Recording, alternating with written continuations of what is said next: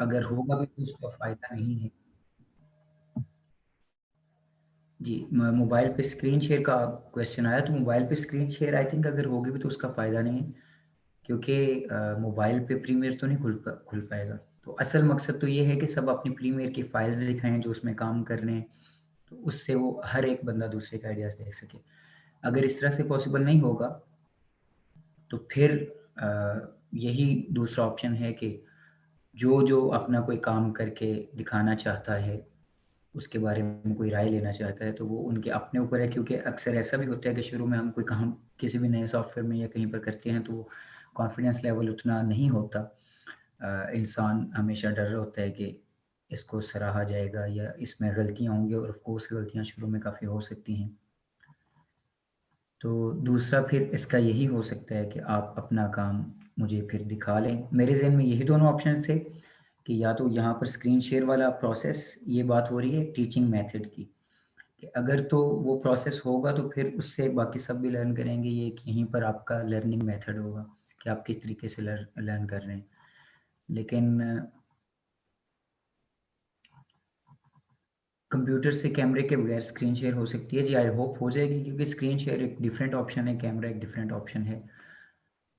तो अ, अगर ऐसा पॉसिबल नहीं, जो कि मुझे अभी तक के रिस्पॉन्सेज़ से लग रहा है कि ये मुश्किल होगा हमारे लिए, और शायद ये भी कि रेगुलर उस तरह से रोज़ाना की असाइनमेंट दिखाना। तो अगर ऐसा हो तो फिर मैं अपना काम ये करता रहूँगा कि मैं आपको रोज़ाना डिफरेंट चीज़ें करके दिखाता रहूँगा, जो कि आपके पास रिकॉर्डेड वर्ज़न में भी आ जाएँगी, आपकी हेल्प के लिए अवेलेबल होंगी। और अगर उसके अलावा आपको कुछ चाहिए होगा या कोई हेल्प चाहिए होगी, तो वो मैं पहले ही आपको जैसे बता चुका हूँ कि वो आप किसी भी वक़्त मुझसे पूछ सकते हैं, अपना काम दिखा सकते हैं। कोई ग्रुप में अपना काम शेयर करना चाहे, उस पे कमेंट कर दूँगा मैं इंशाल्लाह, उसमें जो चीज़ें होंगी वो बता दूँगा, और जो पर्सनली करना चाहे, उस पे भी मुझे कोई इश्यू नहीं है। आई विल इंशाल्लाह always be happy to help you all. सही, तो आज आगे हम काम शुरू करते हैं। मैं अभी अपनी स्क्रीन शेयर कर रहा हूँ। जैसे ही आप सबके सामने स्क्रीन आ जाए, तो आप बता दें, बल्कि हाँ, आई होप कि अभी स्क्रीन मेरी शेयर हो रही है।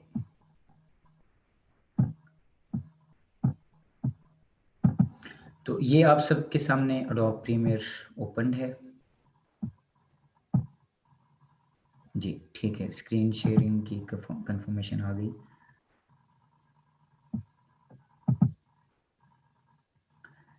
जी, हमाद मुस्तफ़ा भाई, जो आपने कहा स्क्रीन शेयर का प्रोसेस हो जाए तो ऑफ़ कोर्स वो बेहतर है, लेकिन इसीलिए तो मैं इस आइडिया को यहाँ पर लेके आया हूँ, ये डिस्कस कर रहा हूँ कि अगर ये सबके लिए पॉसिबल और आसानी से डूएबल हो सकता है, तो फिर ही किया जा सकता है। अगर उसमें करते हुए इनकन्वीनियंस आती है, कुछ चीज़ें डिस्टर्ब होती हैं, टाइम ज़ाया होता है, तो फिर उसका फ़ायदा नहीं होगा। बहरहाल एनीवेज़, अभी आप सबके सामने ये स्क्रीन मौजूद है।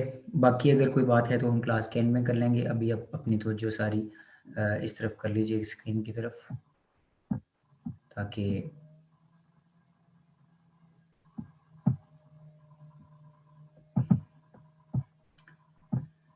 जी, तो ताकि आप ये जो नेक्स्ट प्रोसेस है उसको सीख सकें। तो एक क्वेश्चन आज का ये आया था कि सीक्वेंस बनाना दोबारा सिखा दें। वेल, वो तो बहुत सिंपल है। आप फाइल पे क्लिक करते हैं, ये न्यू का ऑप्शन है, न्यू के अंदर यहाँ पर सीक्वेंस है। जब आप इस पे क्लिक करेंगे, बल्कि मैं दोबारा क्लिक कर देता हूँ। मैंने सीक्वेंस के ऑप्शन पे जब क्लिक किया तो ये मेरे सामने 3 ये ऑप्शंस आ गए। ये मैंने बल्कि कहा था कि सब इस पे स्टडी करें, तो आई होप कि सब ने की होगी। और अगर कोई क्वेश्चन हो तो ऑफ कोर्स वो आप किसी भी टाइम पे पूछ सकते हैं। तो यहाँ पर ये HDV 108025 यही ऑप्शन सिलेक्टेड है। एंटर दबाएँ तो न्यू सीक्वेंस बन जाएगा। अभी इस क्वेश्चन से एक चीज़ बहुत इंटरेस्टिंग ये हुई कि आप सबके सामने सीक्वेंस एक बना हुआ था, उसके बाद एक और सीक्वेंस बन गया, और यहाँ पर आपने एक चेंज फ़ील किया होगा। ये है सीक्वेंस 1 और ये है सीक्वेंस 2, ये सीक्वेंस 1, ये सीक्वेंस 2। अभी आपको चेंजेस नज़र नहीं आ रहे, लेकिन अभी थोड़ी देर बाद आपको इसमें चेंजेस नज़र आ जाएँगे। तो आप को ये भी पता चल जाएगा, जो कल चीज़ मैंने बताई थी, कि वो कैसे होता है कि अगर आप एक वक़्त में डिफरेंट सीन्स पर काम कर रहे हैं, तो आप एक सीक्वेंस में एक सीक्वेंस या एक सीन पे काम कर सकते हैं, दूसरे में दूसरे पे कर सकते हैं। ये भी अवेलेबिलिटी एडोब प्रीमियर में है। तो आप एक टाइम पे ज़्यादा सीक्वेंसेस खोल सकते हैं, और अगर आप एक सीक्वेंस ख़त्म करना चाहते हैं, बंद करना चाहते हैं, तो ये क्लोज़ का ऑप्शन है, जो क्रॉस का मार्क है, इसके ऊपर क्लिक करके किया जा सकता है। नेक्स्ट थिंग इज़ कि सीक्वेंस में कोई भी चीज़ लाई कैसे जाए। इस सॉफ्टवेयर में कोई भी चीज़ जो हम एडिट करना चाह रहे हैं, वो हम कहाँ से लाएँ? तो उसको कहते हैं इम्पोर्ट करना इन दिस लैंग्वेज। फ़ोटोशॉप हो, इलस्ट्रेटर हो, आफ्टर इफेक्ट्स हो, प्रीमियर हो, तो सॉफ्टवेयर में चीज़ को इम्पोर्ट करना, लाना, ये कहलाता है आपकी किसी भी चीज़ को सॉफ्टवेयर के अंदर लाने का जो टर्म है वो। तो ये फाइल के ऑप्शन को अगर आपने गौर से कल देखा था, तो यहीं पर ये नीचे इम्पोर्ट का ऑप्शन भी आपको नज़र आया। चैट्स आ रही हैं, सॉरी, मैं एक दफ़ा देख लूँ कि कोई अर्जेंट बात ना हो।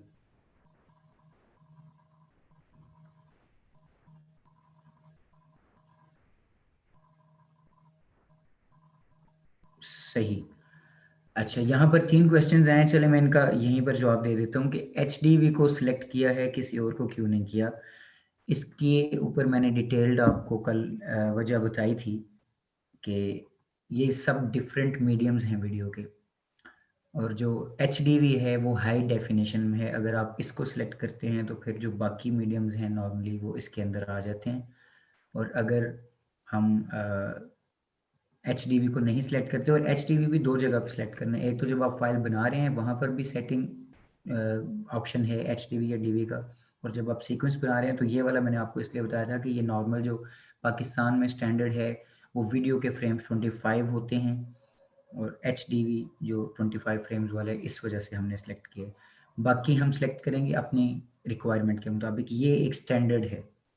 अगर हम ख़ास तौर पर कोई स्लो मोशन वीडियो या उस तरह की कोई चीज़ बनाना चाह रहे हैं, तो फिर हम उसके हिसाब से फ्रेम्स सेलेक्ट करेंगे, क्योंकि मैंने आपको बताया हुआ है पहले कि फ्रेम्स के साथ चीज़ पे फ़र्क आ जाता है काफ़ी सारा। अगर आप स्लो मोशन कर रहे हैं और आप फ्रेम रेट ज़्यादा रखते हैं, तो अच्छा ज़्यादा ज़्यादा अच्छी उसकी लुक बनेगी, लेकिन अगर आपने फ्रेम रेट कम रखा है, तो वो उसको उस तरह से एडिट नहीं कर पाएगा, क्योंकि दिस इज़ ऑल प्रोग्रामिंग। तो जो चीज़ें उसको जिस तरह से दी गई हैं सॉफ्टवेयर, उनके ऊपर उसी हिसाब से काम करते हैं। जो दूसरा क्वेश्चन है, क्रॉस मीन्स डिलीटिंग सीक्वेंस। जी बिल्कुल, उसका मतलब ये है कि सीक्वेंस बंद हो जाएगा। जैसे कोई भी फाइल बंद हो जाती है, ये ऊपर जैसे क्रॉस होता है, तो यहाँ क्लिक करने से बंद हो जाता है। तो वो जो सीक्वेंस है वो बंद हो जाएगा। डिलीट का मतलब ये नहीं है कि कंप्यूटर से डिलीट नहीं होगा, लेकिन इस प्रोजेक्ट में से वो बंद हो जाएगा, डिलीट हो जाएगा। सही। Now coming back to where I was. Questions जैसे मैंने पहले कहा था कि आप बेशक बाद में पूछ लिया करें, और या लिख लिया करें कि एंड पे उसका टाइम होता है स्पेशल, और शुरू में भी, तो आप पूछ सकते हैं, ताकि फिर बार-बार क्लास डिस्टर्ब, क्लास में दरमियान में ना हो। तो सीक्वेंस बनाने का मैंने तरीका बता दिया। अभी मैं आपको ये बताने वाला था कि इंपोर्ट कैसे करते हैं। तो एक ऑप्शन तो ये है कि फाइल के ऊपर क्लिक किया एंड इंपोर्ट के ऑप्शन के ऊपर क्लिक किया। यहाँ पर लिखा है ये, अगर आप मेरे कर्सर को देख रहे हैं, कंट्रोल प्लस आई, या ये नीचे control plus Q, F5, control alt plus S, control plus shift plus S, ये सारी जो चीज़ें हैं ये हैं शॉर्टकट कीज़। देखिए, जब भी आप कोई सॉफ्टवेयर यूज़ कर रहे हैं तो अक्सर आपने देखा होगा कि कोई भी एडिटर जब बैठता है तो वो अपनी ऐसे उँगलियाँ जब कीबोर्ड पे रखता है, तो अब वो उसी तरह दोनों हाथ रख के काम करता जा रहा है। वो माउस को बहुत कम देख रहे हैं, माउस को बहुत कम छेड़ रहे हैं।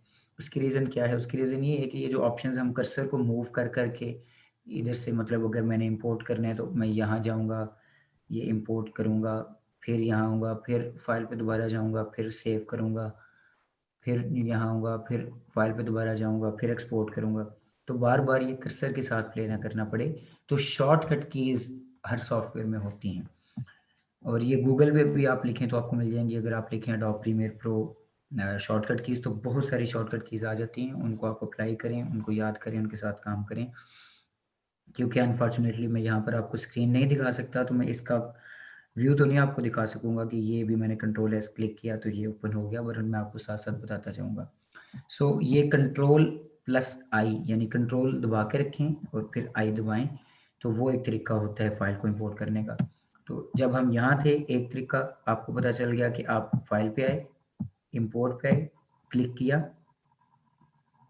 एंड आपके सामने ये विंडो खुल गई आपके कंप्यूटर में से। आप यहाँ से कोई भी चीज़ जो भी लाना चाहते हैं उसको सिलेक्ट करेंगे, ओपन करेंगे और वो इंपोर्ट हो जाएगी।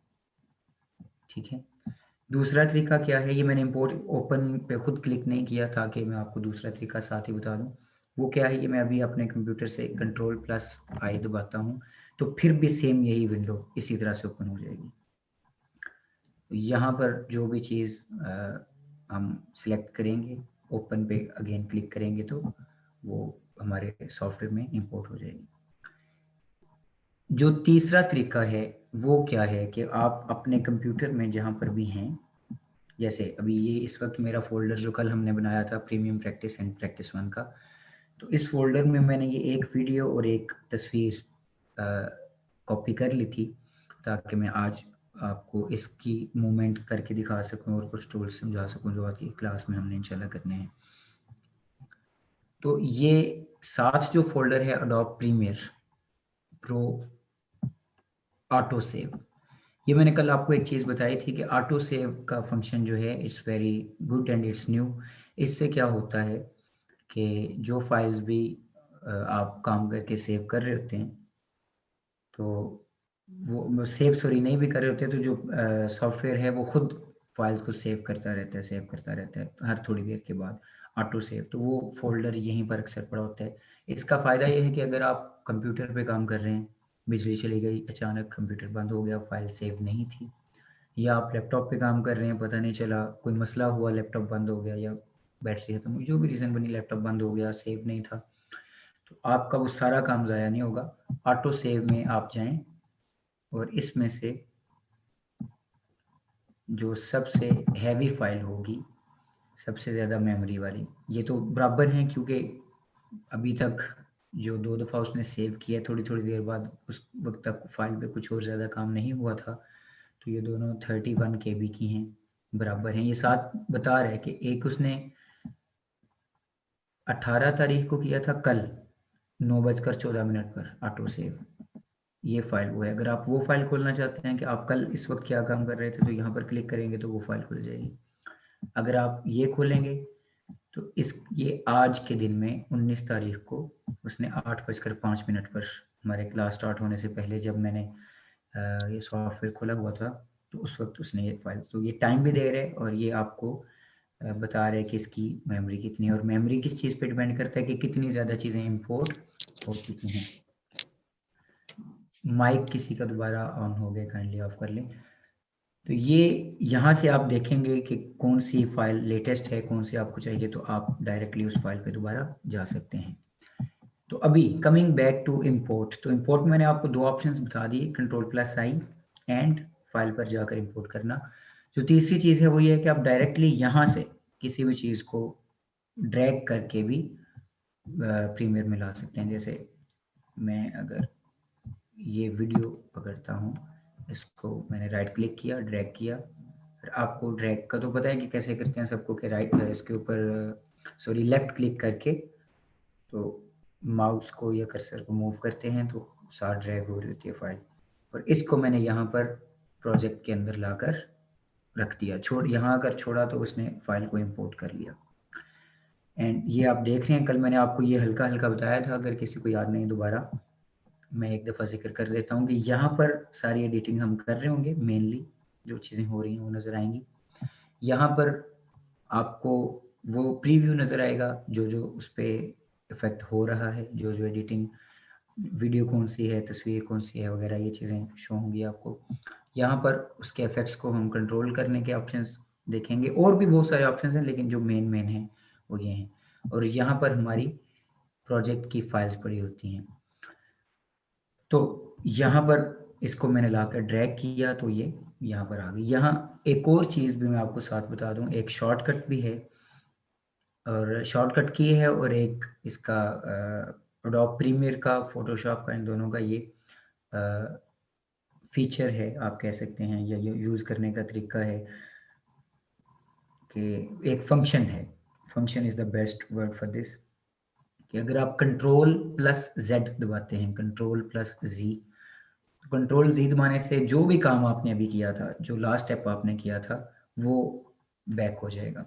तो बैकवर्ड स्टेप के लिए आप कंट्रोल जी दबाते हैं। तो यहाँ पर मैंने कंट्रोल जी दबाया, तो आपने ये मेरे कर्सर के नीचे से देखा कि फाइल ख़त्म हो गई, यानी जो मैंने फाइल इंपोर्ट की थी वो यहाँ से डिलीट हो गई, जो मैंने काम किया था वो वापस आ गया, जो मैंने फाइल इंपोर्ट की थी वो फाइल अब दोबारा जाती रही, एक स्टेप बैकवर्ड आ गया। एक तो ये फंक्शन आपको पता चल गया, और ये मैंने अभी किया क्यों है, ताकि आप ये भी देख लें कि जो दूसरे तरीके मैंने बताए थे उससे भी फाइल यहीं पर ऐसे ही आएगी। जैसे ये फाइल पे हम गए और इंपोर्ट का ऑप्शन मैं आपको बता चुका हूँ।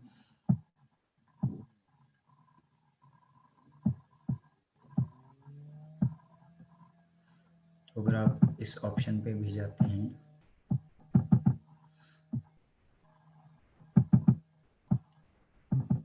ये मुझे पता था कि किस फोल्डर में वो कौन सी चीज़ पड़ी है जो मैंने इंपोर्ट करनी है, तो वहाँ आकर मैंने सेम वही वीडियो सिलेक्ट की और ओपन दबाया, तो अब उसे इंपोर्ट करेगा ये, और ये उसने इंपोर्ट कर लिया। तो ये आपको पता चल गया कि फ़ाइल कैसे इंपोर्ट करनी है। एक चीज़, मैं कंट्रोल जेड दोबारा दबाने लगा हूँ, सब ध्यान रखिएगा, ये फाइल फिर गायब हो जाएगी। फिर मैंने कंट्रोल जेड दबाया, ये फाइल फिर यहाँ से चली गई। क्यों? क्योंकि मैं आपको एक और फीचर यहाँ पर समझाने लगा था कि एक से ज़्यादा चीज़ें भी इकट्ठी इंपोर्ट की जा सकती हैं। जैसे मैंने इस पिक्चर को सिलेक्ट किया और इस वीडियो को सिलेक्ट किया, और इनको दोनों को इसी तरह ड्रैग करके यहाँ पर इंपोर्ट कर लिया इस एरिया में। तो ये दोनों चीज़ें अब इंपोर्ट हो गई, ये वीडियो भी आ गई हमारे पास और ये लोगो भी। जी, यहाँ तक क्लियर है? अगर यहाँ तक किसी के माइंड में कोई क्वेश्चन है तो पूछ ले। स्क्रीन में नज़र नहीं आ रहा। अच्छा, आप लोगों में से कितने लोग मोबाइल पे देख रहे हैं इसको?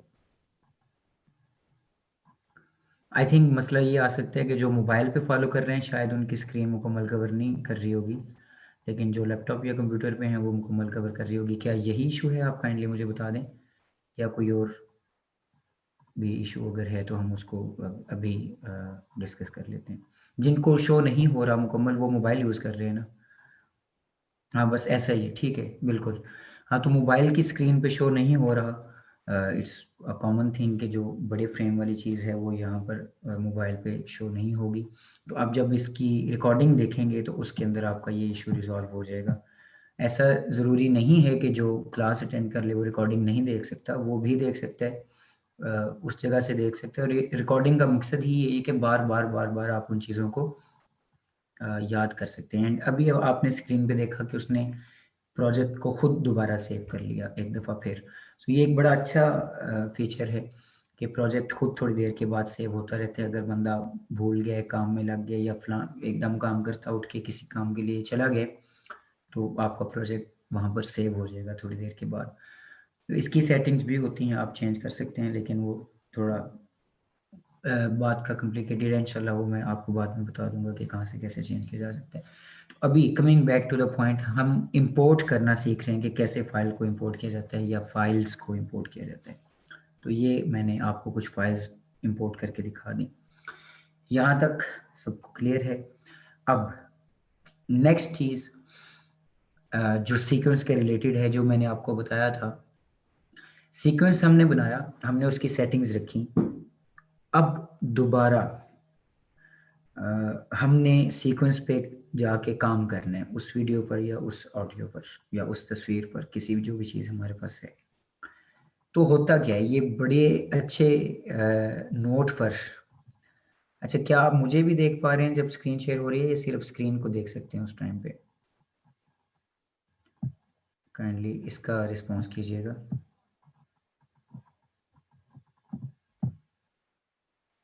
सही। तो ये बड़े अच्छे टाइम पे ऐसा हुआ कि जो आपको मोबाइल का इशू आया, मोबाइल पे नज़र ना आने का, क्योंकि इसी जगह पर इस चीज़ को मैंने एलेबोरेट करना था और आपको समझाना था। क्या? कि जब भी आप वीडियो एडिट कर रहे हैं तो एक बहुत इम्पोर्टेंट चीज़ जिसका मैं पहले दिन से ज़िक्र कर रहा हूँ वो है फ्रेम। फ्रेम की जो सेटिंग्स हैं ये बहुत ज़रूरी हैं कि आप कौन सी सेटिंग्स रखते हैं। जैसे आपने क्वेश्चन किया ना कि वो हमने सेटिंग्स क्यों रखी हैं, तो मैंने कहा कि हमने वो स्टैंडर्ड सेटिंग्स रखी हैं। वो सेटिंग्स ऐसी हैं कि आपकी वीडियो किसी भी नॉर्मल डिवाइस पे, किसी मोबाइल पे, कंप्यूटर पे नॉर्मली किसी बड़ी स्क्रीन पे भी देखते हैं तो ठीक शो होगी, मुकम्मल शो होगी। लेकिन वहाँ पर मसला भी आ सकता है। मसला ये आ सकता है कि अगर आप ये कुछ इस तरह की सेटिंग्स रखते हैं वीडियोज़ की कि जो आपके मोबाइल में शो नहीं होती या अगर और तरीके से शो होती हैं, तो उसको हल कैसे किया जाए?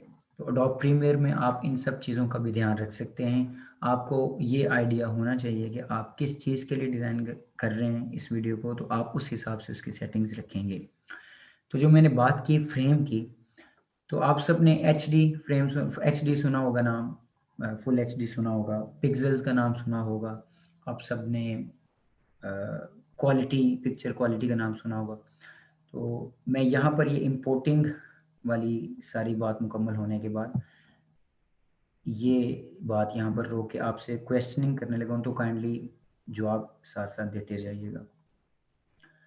तो मेरा सबसे पहला क्वेश्चन ये है कि पिक्सेल्स क्या हैं? क्योंकि वीडियो की आप एडिटिंग करने वाले हैं, तो पिक्सेल्स एक बहुत बड़ी चीज़ है जिसके बारे में आपको पता होना चाहिए। या वीडियो क्वालिटी क्या है, या फ्रेम साइज़ क्या है, एचडी क्या है, फुल एचडी क्या है? ये जो मैंने टर्म्स बोली हैं, इनके बारे में आप क्या-क्या जानते हैं? शॉर्ट जो आप कुछ-कुछ दीजिए कि ये क्या चीज़ें हैं?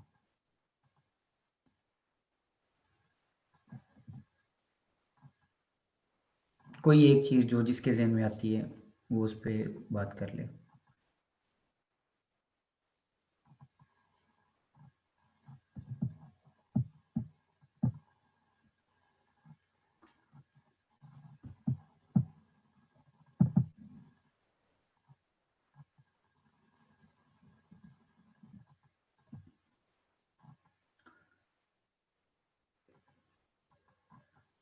अच्छा, आई एम सॉरी, मेरी तरफ से माज़रत, लेकिन मैं ये बात नहीं समझ सका, आपने किस बात के रिस्पॉन्स में सबने बोथ कहा हुआ है?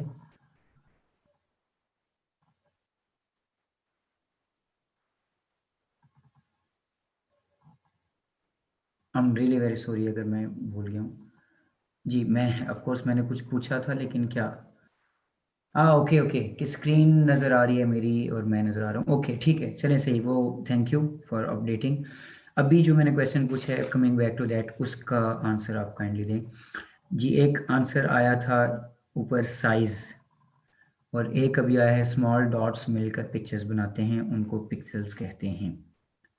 ये पिक्सेल की एक अच्छी डेफ़िनेशन है। ये जो आपने साइज़ कहा है, आपने शायद आपने ये किसका जवाब दिया है? एचडी का, फुल एचडी का, किस चीज़ का?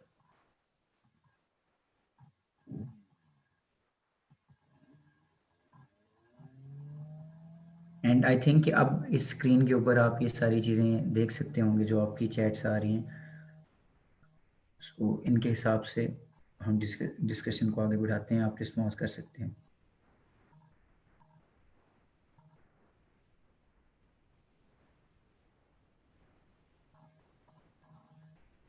चलें, जो पॉइंट साथ-साथ आते जाएँगे मैं उनको इंक्लूड करता जाऊँगा। टाइम सेविंग के लिए मैं अभी बात शुरू कर देता हूँ। वो ये है कि देखें, पिक्सेल्स की एक डेफिनेशन हमारे पास ये आई है कि डॉट्स मिलकर पिक्चर्स बनाते हैं, उनको पिक्सल कहते हैं। ओके, ये भी काइंड ऑफ ठीक है बात, उनको डॉट्स भी कहा जाता है, लेकिन हकीकतन ये डॉट्स नहीं होते। हकीकतन ये क्या होता है? इसकी एग्ज़ाम्पल मैं आपको अगर दूँ, तो आप काइंडली मेरी इस बात का जवाब दीजिएगा येस और नो में जल्दी-जल्दी, कि ये अक्सर मेले पर ना, ये मैं इसकी वजह है एग्ज़ाम्पल देने की, कि आपको क्लियरली समझ आ जाए। तो अक्सर क्या होता था कि ये मेले वगैरह पर या कहीं छोटे बच्चों के खिलौने जो मिलते हैं, उनमें एक कोई तस्वीर बनी होती है, एक छोटा-सा डब्बा-सा बना होता है, उसके अंदर ना छोटे-छोटे स्टेप्स होते हैं, स्क्वेयर बॉक्स बने होते हैं। ऊपर छोटी-सी वो तस्वीर दी गई होती है कि जी आपने ये शेप बनानी है, और नीचे वो बिखरे होते हैं सारे, कोई आगे-पीछे, मतलब अगर सुपरमैन बना हुआ है तो उसका मुँह कहीं और होगा, आँख कहीं और होगी वगैरह। अगर गाड़ी है तो उसकी भी टायर एक ऊपर होगा, एक नीचे। तो ये एक गेम होती है छोटे बच्चों के लिए, पज़ल। आपने मेरा काम आसान कर दिया पज़ल का नाम बोलकर, बिल्कुल। तो ये जो पज़ल्स होते हैं इस तरह के, तो पज़ल्स क्योंकि डिफरेंट होते हैं, तो मैंने पज़ल नाम नहीं यूज़ किया, लेकिन ये एग्ज़ैक्ट पज़ल आप समझ गए। उसमें वो जो डब्बे आप देखते हैं ना, जो मिलते हैं, एक जगह पर आते हैं तो फिर पिक्चर बनती है। आप याद रख लें हमेशा के लिए कि पिक्सेल्स की डेफिनेशन वो है। हालाँकि ऑफ़िशियली वो डेफिनेशन नहीं है, लेकिन याद रखने के लिए और समझने के लिए जब आप नेक्स्ट काम करेंगे आपको समझ आ जाएगी कि पिक्सेल्स क्या हैं, इंशाल्लाह कभी भूलेगा नहीं। तो वो जो डब्बे-डब्बे हैं, जब वो मिलते हैं तो एक तस्वीर पूरी बन जाती है। वो उन डब्बों के दरमियान में आप देखते हैं वो लाइनें नज़र आ रही होती हैं क्योंकि वो छोटे-छोटे बॉक्सेस सारे डिफरेंट हैं। वो अलग-अलग नज़र आ रहे हैं। वो आपको लाइनें नज़र आ रही हैं। अगर आप उसको उन डब्बों को बढ़ा दें या उसका साइज़ बड़ा कर दें और ऐसा बल्कि ये इसी तरह की जो गेम्स कंप्यूटर में आती हैं पज़ल गेम्स, उनमें ऐसा होता भी है कि आप एक राउंड पार करते हैं तो नेक्स्ट बड़ा, उससे बड़ा, उससे बड़ा ऐसे चलता जाता है। तो वो एक टाइम ऐसा आता है कि वो आपको लाइनें सारी छोटी-छोटी, छोटी-छोटी नज़र आती हैं, इतना बड़ा डब्बा बन जाता है। तो इस तरह की हम असाइनमेंट्स भी किया करते थे कि उन सब डब्बों को मिला के एक पिक्चर बनाना। लेकिन पिक्चर ये जो अब स्क्रीन के ऊपर मैं इसको रिलेट कर रहा हूँ स्क्रीन के साथ कि जो तस्वीर बनती है, इस पज़ल में तो आपको दरमियान में लाइनें नज़र आ रही हैं। अगर आप उनको दूर करते जाएँगे, छोटा साइज़ उनका करते जाएँगे, तो एक ऐसा टाइम आएगा कि आपको वो जो लाइन्स हैं, वो लाइन्स की तरह नहीं नज़र आएँगी, ऐसे नज़र आएगा जैसे कुछ डिस्टर्बेंस है। वो लाइन्स पतली नज़र आती जाएँगी, जितना बड़ा पज़ल होता जाएगा और एट द एंड आपको वो एक पूरी शक्ल नज़र आएगी। अ, अगर आपको इस बात की समझ ना आई तो आप मुझे एंड पे बता दीजिएगा, मैं आपके लिए एग्ज़ाम्पल्स कल इसकी ले आऊँगा, चाहे ग्रुप में दिखा दूँगा, भेज दूँगा या यहाँ दिखा दूँगा। वो जब दूर होता जाता है तो फिर उसको वो डॉट्स नज़र आने लग जाते हैं और ये चीज़ आप अपनी कंप्यूटर स्क्रीन पे या तस्वीरों में अक्सर देखते भी हैं कि कुछ डॉट्स डॉट्स नज़र आ रहे होते हैं स्क्रीन, जिसे आप कहते हैं कि जी पिक्सल क्वालिटी, पिक्चर की क्वालिटी ठीक नहीं रही, या अक्सर कहा जाता है हमारे यहाँ, तो मैंने सुना है कि जी पिक्सेल्स फट गए हैं इस पिक्चर के या इस वीडियो के। तो वो जो पिक्सेल फटना का मतलब क्या है कि वो पिक्सेल जो जुड़े हुए थे, जो एक तस्वीर को बना रहे थे, वो फटने से मुराद ये है कि उनका आपस में जुड़ना ख़त्म हो गया और अब उनके दरमियान जो गैप्स थे वो नज़र आ रहे हैं। वो जो लाइन्स थी, वो जो गैप्स है वो नज़र आ रहे हैं। तो जब वो इकट्ठे होते हैं सारे पिक्सेल्स, तो जितने ज़्यादा पिक्सेल्स होंगे, इससे हमें जो अंडरस्टैंडिंग होनी है वो ये होनी है कि जितने ज़्यादा पिक्सेल्स होंगे, उतनी दरमियान में लाइन्स वग़ैरह नज़र नहीं आएँगी। जितने ज़्यादा वो छोटे-छोटे डब्बे, स्क्वेयर बॉक्स जो हैं वो मिलेंगे, उतना ज़्यादा इतना अच्छा होगा कि हमें वो लाइन नज़र नहीं आएगी। आप ज़ूम भी करेंगे, तो आपको वो लाइन्स नज़र नहीं आएँगी और जितना पिक्सेल्स कम होंगे, तो उतना ज़्यादा आपको वो लाइन्स नज़र आने जाएँगी, वो डिस्टर्बेंस नज़र आ जाएगी। तो अब ऑफ़ कोर्स क्योंकि हम बात कर रहे हैं स्क्रीन की, तो स्क्रीन पे ऐसा तो नहीं होता कि आपको डायरेक्टली उस तरह से वो पिक्सेल्स नज़र आने लग जाएँ नॉर्मली। तो उन्होंने वो क्या किया होता है, जो भी वीडियो होती है, वो एक सिस्टम ऐसा बना होता है कि मोबाइल हो या वीडियो कोई भी हो, तो वो एक ख़ास अ, लिमिट तक ज़ूम हो सकती है, ज़ूम इन हो सकती है। आप अगर आज के दौर में तो क्योंकि तस्वीरें डीएसएलआर से भी शूट हो रही हैं, तस्वीरें भी, वीडियोज़ भी, हर चीज़ मोबाइल से भी बहुत अच्छी क्वालिटीज़ की आ गई हैं। आप कभी डिफरेंट नोट कर लें, व्हाट्सऐप की जो तस्वीर है ना, इसकी क्वालिटी कहा जाता है अच्छी नहीं है, वाक़ई अच्छी नहीं है, इसकी वीडियो या तस्वीर। और जो एक अच्छे मोबाइल की है या डीएसएलआर की है, कैमरा की, उसमें मेन फ़र्क आप देखिएगा। एक तो आपको क्वालिटी का फ़र्क नज़र आ जाएगा देखते ही, उसके कलर वगैरह। लेकिन अगर डीएसएलआर की बनाई हुई पिक्चर को या एक अच्छे आईफ़ोन या लेटेस्ट मोबाइल की बनाई हुई पिक्चर्स को आप व्हाट्सऐप पे भेजते हैं, फॉरवर्ड करते हैं, तो उनकी क्वालिटी ख़राब हो जाती है। अच्छा, वो क्या है? वो क्वालिटी ख़राब होना क्या है बेसिकली? होता क्या है, आपको तस्वीर वो उसी तरह से नज़र आ रही होती है। नॉर्मली ऐसा नहीं होता कि व्हाट्सएप भेजने से आपको तस्वीर ब्लर नज़र आएगी, नहीं। ऐसा भी नहीं होता कि व्हाट्सएप पे भेजने से आपको ग्रेन्स नज़र आने लग जाएँगे, नहीं, ऐसा भी नहीं होता। होता क्या है कि आप उसको ज़ूम करें, तो वो उतनी ज़ूम नहीं हो सकेगी जितनी वो आईफ़ोन में हो रही थी या जितनी एक डीएसएलआर की तस्वीर कंप्यूटर सिस्टम में हो रही थी या किसी भी मोबाइल में। जो अच्छी हाई रेज़ोल्यूशन वाली पिक्चर होगी, वो उतनी ज़्यादा ज़ूम हो जाएगी। अगर फॉर एग्ज़ाम्पल एक बंदे का पोर्ट्रेट बना हुआ है, तो आप उसके ऊपर ज़ूम करते जाएँ, तो आपकी आँख तक की भी वो डिटेल दिखा देगा। लेकिन उसी पिक्चर को, सेम उसी पिक्चर को आप व्हाट्सऐप पे फॉरवर्ड करें किसी दूसरे मोबाइल में, अब आप उसको ज़ूम करके देखें, तो वो इतना ज़ूम नहीं करेगा। वो ज़ूम क्यों नहीं करता? क्योंकि वो खुद ही जज कर लेता है कि इसकी क्वालिटी लो है, अगर इसको इससे ज़्यादा ज़ूम किया जाएगा तो ये डिस्टर्बिंग हो जाएगी, ये पिक्चर ख़राब हो जाएगी, इसके पिक्सेल्स इतने फट जाएँगे कि दरमियान में गैप्स नज़र आना शुरू हो जाएँगी। सो ये सारी चीज़ों में आपको वैसे भी कुछ चीज़ों की नोइंग हो गई, कुछ चीज़ों का पता चल गया, लेकिन जो मेन पर्पज़ था इस सारी बात करने का कि आपको पता चले कि पिक्सेल्स की अहमियत क्या है, पिक्सेल्स ज़्यादा होना क्यों ज़रूरी है और पिक्सेल्स के कम या ज़्यादा होने का मतलब क्या है। तो जितने ज़्यादा पिक्सेल्स होंगे, उतनी ज़्यादा पिक्चर की क्वालिटी अच्छी होगी। जितने कम पिक्सेल्स होंगे, उतनी ज़्यादा पिक्चर की क्वालिटी लो होगी।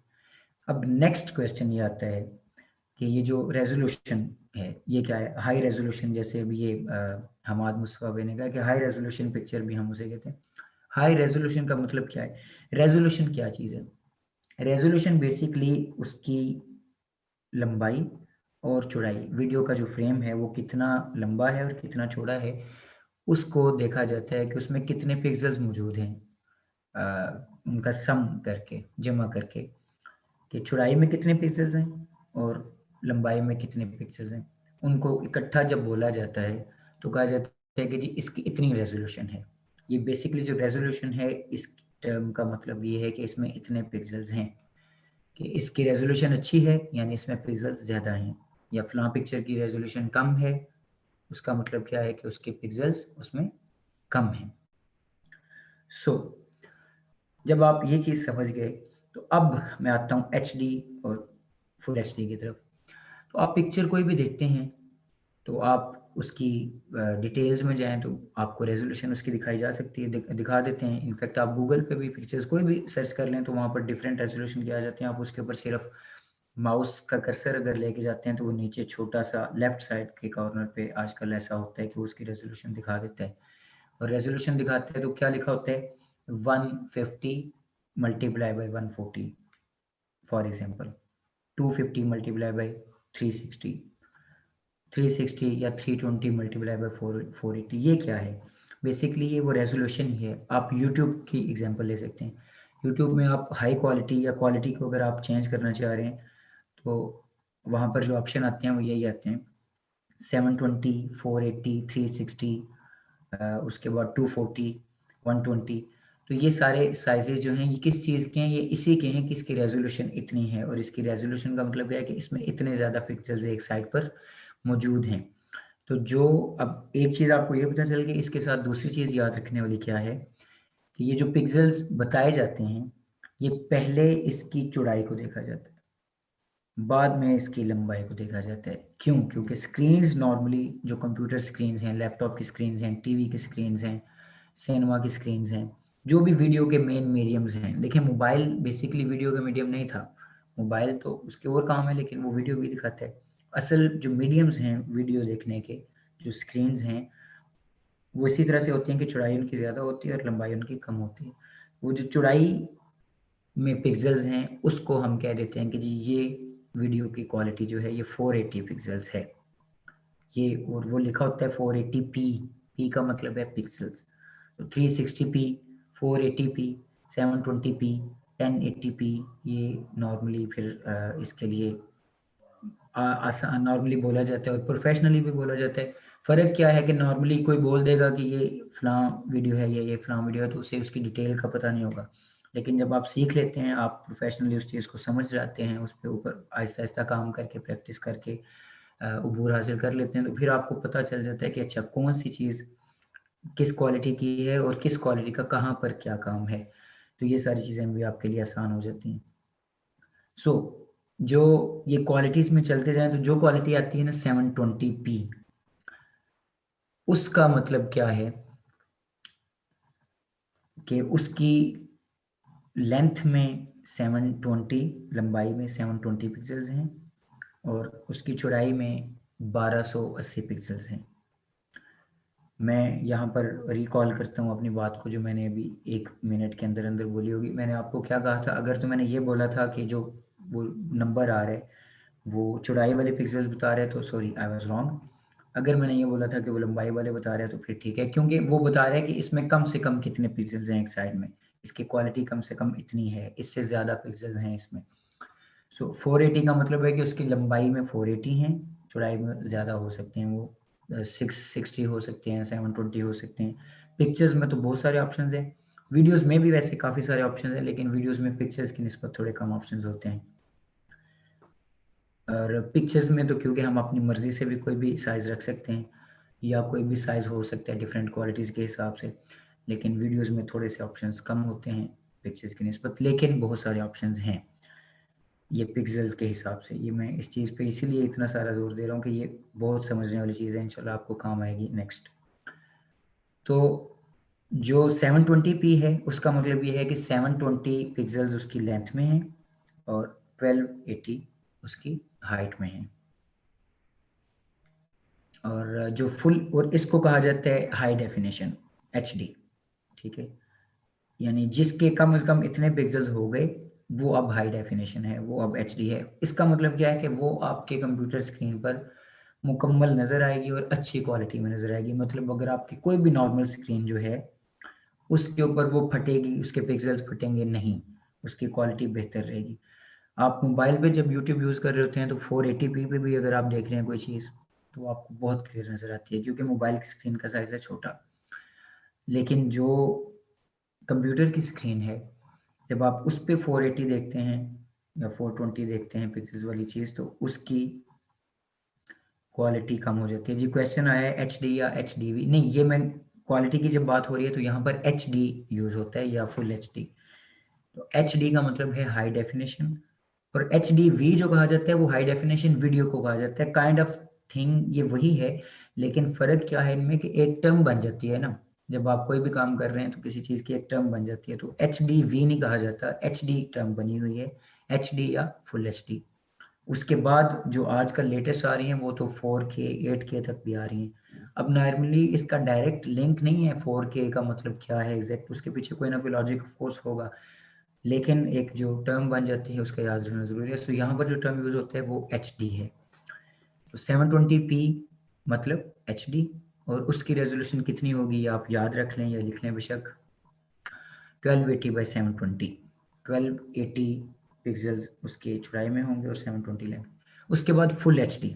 फुल एचडी की ज़रूरत कब हुई या किस वक्त होता है? अक्सर जो आपकी एलईडी स्क्रीन्स हैं वो इतनी बड़ी हैं कि उनके ऊपर आपकी जो तस्वीर है या जो वीडियो है वो 1920 बाई 1080 यानी 1080p वीडियो का साइज़ होता है या उसकी रेजोल्यूशन होती है। इसे वीडियो का साइज़ भी कहा जाता है और रेजोल्यूशन भी कहा जाती है। साइज़ भी इसीलिए कि इसमें इतने पिक्सेल्स हैं, तो साइज़ का भी आइडिया हो जाता है। क्योंकि पिक्सेल्स कितने किस साइज़ में आ सकते हैं, इसका अंदाज़ा लगाया जा सकता है। ये इसमें काफ़ी सारी चीज़ें हैं जो अगर आप फ़ोटोशॉप पहले किसी को आता है तो वो रिलेट कर सकते हैं इन चीज़ों के साथ। आप फ़ोटोशॉप की जब पहली विंडो खोलते हैं तो उसमें ये इसी तरह से साइज़ेज़ लिखे हुए हैं, इंचेस में भी, सेंटीमीटर्स में भी, पिक्सेल्स में भी। आप पिक्सेल्स को इंचेस में चेंज करके देख सकते हैं, पिक्सेल्स को सेंटीमीटर्स में चेंज करके देख सकते हैं। ये मैं इसलिए ज़िक्र कर रहा हूँ कि ये भी रेलेवेंट है, ग्राफ़िक्स की फ़ील्ड बहुत रेलेवेंट है इसके वीडियो के। तो मैं ज़्यादा डिटेल में इसलिए नहीं जाता कि अभी हम बात वीडियो की कर रहे हैं, लेकिन पिक्चर्स का इसके साथ डायरेक्ट इस तरह से लिंक है, वो आप साइज़ चेक कर सकते हैं। तो ये फुल एचडी जिसे कहा जाता है वो 1080p वीडियो होती है, यानी उसकी लेंथ में 1080 पिक्सेल्स होते हैं और हाइट में 1920 पिक्सेल्स होते हैं। सो यहाँ तक आपको ये जो मैंने 4-5 चीज़ें बताई हैं, आई थिंक इनकी आपको क्लियरली समझ आ गई है। अगर कोई क्वेश्चन है तो अब आप पूछ सकते हैं, या कोई एक्स्ट्रा इसके रिलेटेड बात भी है तो आप साथ-साथ पूछ सकते हैं भी इस वक़्त।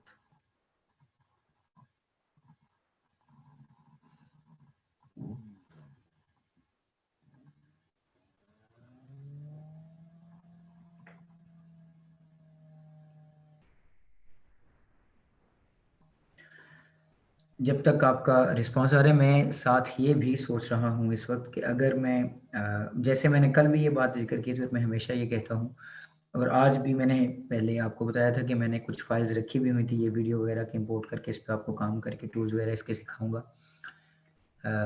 लेकिन ये जो चीज़ पिक्सेल्स वगैरह की सारी डिटेल डिस्कस हो गई, I think this is a very good thing कि ये इस वक़्त मेरे माइंड में आ गया टू एक्सप्लेन एवरीथिंग।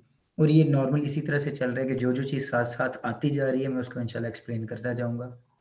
यही फ़ायदा है सिर्फ़ वो कोर्स ना बनाने का जी, वो आए, वो क्लास पूरी की और ख़त्म, ताकि आप ज़्यादा से ज़्यादा डिफरेंट चीज़ें सीख सकें। और जिस चीज़ का ज़िक्र जहाँ आए, ये मैं क्लियर बार-बार इसलिए करता हूँ कि आप ये ना सोचें कि आज तो हमने सिर्फ़ इम्पोर्ट करना सीखा, बल्कि क्योंकि इम्पोर्ट करना तो कुछ सेकंड्स का काम है। ये सारा इसलिए भी है कि इम्पोर्टिंग के साथ ये जो इतनी सारी चीज़ें जो बोली जाती हैं, ये नॉलेज है इकट्ठा करना, आपका काम है उसको याद करना, लिखना और इसी तरह से नॉलेज मिलता है हर इंसान को। मुझे खुद हमेशा दूसरों से मैं सीखता हूँ। जी, तो एक पीएल साइज़ होता है, उसे किस वक़्त यूज़ करते हैं? Mean 576 pixels by 720 PX. Well of course इसका मुझे नहीं पता जी। ये जो मैंने पीएएल आपने लिखा है, इसका मुझे नहीं पता कि क्यों यूज़ करते हैं, किस वक़्त यूज़ करते हैं और ये मुझे बताने में भी शर्म नहीं है कि मुझे नहीं पता क्यों? क्योंकि कल भी मैं इस बात का ज़िक्र कर चुका हूँ कि इतने ज़्यादा फ़ॉर्मेट्स हैं यूज़ होने वाले कि आपको हर एक का नहीं पता हो सकता। लेकिन जब आपको समझ है नहीं, सॉरी वाली बात नहीं है, सॉरी इनफैक्ट मुझे करना चाहिए कि मुझे नहीं पता। लेकिन ये है कि इसके ऊपर रिसर्च की जा सकती है। आप पीएएल साइज़ लिखें, ये भी एक तरीका ये भी बल्कि अच्छा हो गया आपने पूछ लिया कि कैसे लिखना है, कैसे सर्च करना है। आप गूगल पे ये आजकल के दौर में ये एक बड़ा बारीक पॉइंट याद रखें कि हमने गूगल को, यूट्यूब को भी उसी तरह से इस्तेमाल किया गलत कि जिस तरह से गलत का मतलब कि टाइम ज़ाया करने के लिए या ज़्यादा फ़ायदा नहीं उठा सके, जैसे मोबाइल के साथ किया, जैसे लैपटॉप के साथ किया। गूगल आपको हर चीज़ की कुछ ना कुछ डेफ़िनेशन ज़रूर दे देता है। आप गूगल पे एक चीज़ लिखते हैं, आपके पास 100 रिसर्चेज़ आ जाते हैं। आप यहाँ टाइम निकाल के मेरे सामने मेरे पास बैठे हैं, मुझे सुन रहे हैं और बर्दाश्त कर रहे हैं मुझे, तब जाके कुछ ना कुछ बात आपको शायद कुछ ऐसी भी हों जो एक्स्ट्रा हों, जिनसे आपको कोई फ़ायदा नहीं हो रहा है या आपको पहले पता है। उनके साथ कुछ बातें आपको न्यू मिलेंगी। लेकिन इसी तरह गूगल पे तो आप सिंपली लिखें तो आपके सामने इतनी बड़ी रिसर्चेज़ आ जाती हैं हर चीज़ की, तो आप ये इसके साथ दोस्ती करें गूगल के साथ काइंडली। बैठे-बैठे किसी चीज़ का नहीं पता रिसर्च करें, किसी चीज़ का नहीं पता रिसर्च करें, उससे आपकी रिसर्च बहुत बढ़ेगी, आपको गूगल यूज़ करना भी आएगा। आपको ये भी पता चलेगा कि अगर मैं एक चीज़ सर्च करता हूँ, तो किस तरह की चीज़ जब मैंने सर्च की तो किस तरह का गूगल ने रिस्पॉन्स दिया। क्योंकि गूगल एक मशीन है और बड़ा कमाल का जो है ना ये उसका जिसकी प्रोग्रामिंग है। ये आई थिंक आपने इसकी अभी रिसर्च करके भेज दी है, अगर ऐसा हुआ है गूगल से तो दिस इज़ अमेज़िंग। आपने लिखा पीएल तो उसने कहा जी PAL uses a screen resolution of 720 by 567 and has a refresh rate of 25 frames per second ठीक है।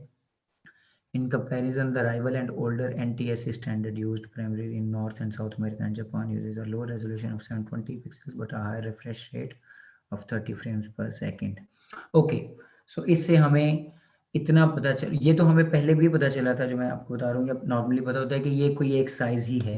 तो जो गूगल इसके बारे में बता रहे हैं, वो हमें एग्ज़ैक्ट उसकी ये तो नहीं बता रहा कि वो किसका मुख़फ़्फ़फ़ है, लेकिन वो ये चीज़ बता रहा है कि ये एक स्क्रीन रेज़ोल्यूशन है जो कि किसके कंपैरिज़न में बनी है, जो पुराना स्टैंडर्ड एक उनका अ, होता था रेज़ोल्यूशन या एक रेट कह लें उसका frame rate, north America, Japan and south America ये लिखा है। इसमें इन 3 जगह पर पहले ऐसा होता था कि एक स्टैंडर्ड फ्रेम इस्तेमाल किया जाता था। अब स्टैंडर्ड फ्रेम का मतलब क्या है कि नॉर्मल स्टैंडर्ड वो हर जगह पे यूज़ होता हो, तकरीबन हर फ़ोन में यूज़ होता हो। अच्छा उसका टेक्नोलॉजी में असर क्या होता है इन चीज़ों के साथ लिंक क्या होता है?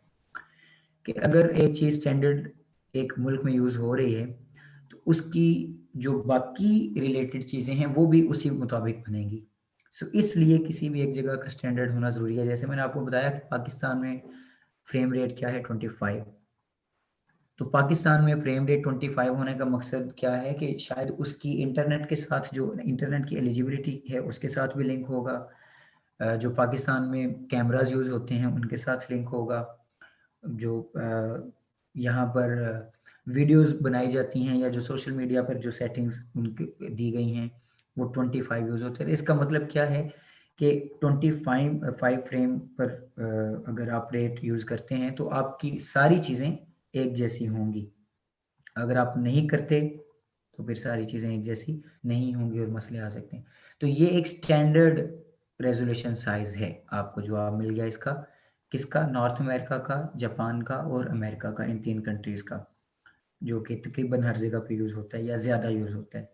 पहले कौन-सा यूज़ होता था? जो 720 बाय 480 पिक्सेल्स था, और यूट्यूब पे भी आई थिंक यही होता है कि 720 उसकी विड्थ और 480 उसकी हाइट। लेकिन जी, और 25 और उसके फ्रेम होते थे 30 फ्रेम्स। लेकिन उन्होंने भी अभी जो ये वाला पीएएल फॉर्मेट लॉन्च किया है, तो उसके अंदर 25 फ्रेम्स यूज़ कर रहे हैं वो। सो अब इसका फ़ायदा कैसे हो सकता है कि फॉर एग्ज़ाम्पल आपका कोई क्लाइंट आपको किसी इंटरनेट प्लेटफ़ॉर्म पे मिलता है, जैसे मैं जो प्लेटफ़ॉर्म्स यूज़ कर रहा हूँ, फाइवर, अपवर्क वगैरह, तो ऐसा पॉसिबल है, ऐसा अक्सर हो सकता है कि आपसे क्लाइंट ये पूछता है कि जी मुझे फ़लाँ फ़ॉर्मेट में ये चीज़ चाहिए। तो आज आपने ये भी सीखा कि अगर फ़ॉर्मेट का किसी का नहीं पता तो आप उसको उसके बारे में पूरी रिसर्च कर सकते हैं। और ये इन बातों का ये भी फ़ायदा है कि आपको अब टोटली पिक्सेल्स की भी समझ आ गई, पिक्सेल सेट कैसे करने हैं, वो हैं क्या, वो क्या इफ़ेक्ट रखते हैं, एक ओवरऑल सिनेरियो की समझ आ गई। आप उसको उस चीज़ में, उस फ़ॉर्मेट में वो चीज़ प्रोवाइड कर सकते हैं। लेकिन अगर आपको पता ही नहीं होगा, तो ऑफ़ कोर्स आप कहेंगे कि ये वीडियो के साथ तो रिलेटेड ही नहीं है चीज़, ये क्या है, अब मैं पिक्सेल्स कैसे बनाऊँ? तो मतलब छोटी-छोटी चीज़ों पे बंदा परेशान हो जाता है। लेकिन हम यही यही सीख रहे हैं मेनली कि इन चीज़ों पर परेशान नहीं होना चाहिए और अपनी लर्निंग को इंशाल्लाह ऐसे ही अ, बढ़ाते रहना चाहिए। सो अगेन टॉपिक जो मैं चीज़ें ज़्यादा कवर करना चाह रहा था प्रैक्टिकली यहाँ सॉफ्टवेयर पे करके दिखा के, वो तो नहीं हो सकी। लेकिन काफ़ी सारी चीज़ें ऐसी हैं जो आज जानने में आई हैं और नॉलेज में इज़ाफ़ा जिन्होंने किया है। अगर कुछ लोगों ने यहाँ तक प्रोसेस कंप्लीट नहीं किया हुआ था, तो आप प्लीज़ उसको कीजिए। अगर सबने यहाँ तक कर लिया है, तो आप एटलीस्ट सबको इम्पोर्ट करना, इसकी प्रैक्टिस करें और ये जो चीज़ें बताई गई हैं, इनके बारे में दोबारा रिसर्च करें, इनको याद करें और ज़्यादा सीखने की कोशिश करें कि कितने फ़ॉर्मेट्स होते हैं। फॉर एग्ज़ाम्पल ये नहीं समझना कि कोई आज क्लास का काम नहीं मिला तो आज नहीं है। मैंने आपको पहले दिन बताया था कि जब आपने वीडियो का ये कोर्स शुरू किया था, तो उसके बाद से आपकी हर वक़्त थिंकिंग या ज़्यादा मोस्ट ऑफ द टाइम्स ये होनी चाहिए कि how can I be a professional? कौन-सी चीज़ें मुझे पता होनी चाहिए, कौन-सी चीज़ें ज़्यादा पता होनी चाहिए, अपडेटेड कैसे रहना है। तो जिन चीज़ों का ज़िक्र यहाँ होता है, उनको ज़रूर लिखा करें, याद रखा करें और उनके बारे में रिसर्च किया करें, ताकि आपको ज़्यादा से ज़्यादा चीज़ों का पता चल सके। तो बात मैं ये करने लगा था अभी एंड पे कि इन सारी चीज़ों के डिस्कस होने के बाद, अब मेरे ज़हन में ये आ रहा है कि जो नेक्स्ट प्रोसीजर मैं यहाँ पर करना चाह रहा था, वो मैं ना करूँ। क्योंकि उसके भी 2 तरीक़ाकार हैं कि हमने यहाँ पर सीक्वेंस में फ़ाइल लाकर काम कैसे शुरू करना है। उसके 2 तरीक़ाकार हैं और उसके लिए ये जानना बहुत ज़रूरी था, ये पिक्सेल्स वगैरह और रेज़ोल्यूशन वगैरह का सारा मामला। तो आज इस सारे पे बात हो गई, आप इसको समझ गए हैं, इसको अपने ज़हनों में बिठा लें, तो कल दोनों तरीकों से हम इसको इम्पोर्ट करके यहाँ पर डिटेल से समझ लेंगे और यकीन जानिए वो इस इंशाल्लाह आपको उसका बहुत फ़ायदा होगा। आपको पता होगा कि किस तरह का काम मेरे पास आ रहा है, तो मैंने किस तरह से उसको इम्पोर्ट करना है और किस तरह से रिज़ल्ट देना है। कल हम इंशाल्लाह उन दोनों को फिर करेंगे। आज अगर अभी शुरू किया तो वो मुकम्मल नहीं हो पाएगा और टाइम भी आई थिंक या 9-11 हो चुके हैं। तो नॉर्मली तो ऑफ़ कोर्स मुझे पर्सनली कोई इश्यू उस तरह से नहीं है।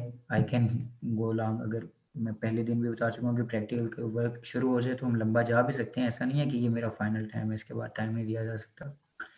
लेकिन क्योंकि हर बंदे की अपनी रूटीन होती है, सो सबका सोचना होता है और दूसरा फिर ये जो ज़ूम की सर्विसेज़ हमें मुहैया की जा रही हैं एमएसएम की तरफ से, उनका भी अगेन शुक्रिया, लेकिन उनके भी अपने मामलात हैं, इन सर्विसेज़ को उन्होंने और जगह पे भी यूज़ करना होता है। तो इस वजह से टाइम की पाबंदी ज़रूरी है कि बहुत ज़्यादा हम लेट ना हो जाएँ, किसी ऐसे टॉपिक में ना जाएँ और आपके लिए भी ज़्यादा चीज़ें ना हो जाएँ। तो अगर यहाँ तक सबको क्लियर है and you all think it's okay to end it right here today, तो आप बता सकते हैं। ये एंड पे मैंने अभी देखा PAL stand for phase alternate line, ये भी बताया गया है। अच्छा, यहाँ पर एक इंटरेस्टिंग चीज़ ये भी है कि पीएल ज़रूरी नहीं इसने ये उसी का बताया, क्योंकि पीएल बहुत सारे हो सकते हैं।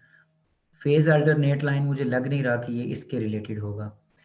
और ये कैसे आपको पता चलता है? ऑफ कोर्स जैसे-जैसे आपका नॉलेज डिफरेंट फील्ड में बढ़ता जाता है, तो आपको आइडिया हो जाता है कि कौन-सी टर्म्स किस फील्ड की हैं। तो ये मुझे नहीं लग रहा कि ये इन्होंने जो पीएएल ये वाला गूगल ने बताया ये वो चीज़ होगी, ये मेबी कोई और चीज़ है। और बहुत ज़रूरी है भी नहीं ये जानना कि पीएएल से क्या बनता है। असल मकसद है कि हमने जो चीज़ें प्रोफ़ेशनली यूज़ करनी है, जिस तरह से प्रोफ़ेशनली काम करना है, वो चीज़ें हमारे पास क्लियर हों।